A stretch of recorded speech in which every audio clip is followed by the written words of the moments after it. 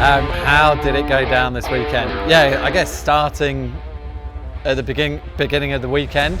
First race for us, we had a tough start, but actually sailed really well. Got back into fifth place. The second race on Saturday wasn't, I wouldn't say it was our finest hour as a squad, and I think we'd all agree on that. We had an okay start, but had a couple of tricky decisions.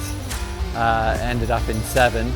And then the nice thing for the first day of racing was really turned it around in the last race. Actually got a good start, got out the line well, and just nailed it in terms of modes, boat handling, and sailed the course really well and got the win. So that was great to see.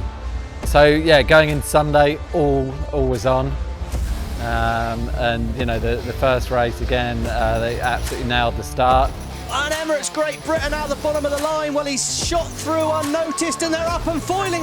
And led the whole way around to win that one. And then, you know, it was all looking good for a final spot. We pushed up the line. Coming in fast, but is there going to be room? Taylor Canfield's going to shut the door.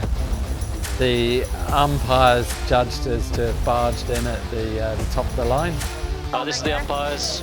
GBR, you're disqualified. Oh, no! Boat not keeping clear. Big call. Which I think was you know, usually I'm very diplomatic. I think it was a really harsh call. You know, yeah, maybe you could say there was a penalty. USA maybe had to bear away slightly, but there was a huge speed differential, and I think would have crossed them quite clearly. Like on the video, it certainly looked that way.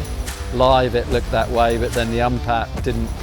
You know, it looked closer, but you don't get the same feeling of speed there. So that was annoying, and that meant we were 5th overall here. Going into Abu Dhabi, you know, obviously we pushed the game up the line today.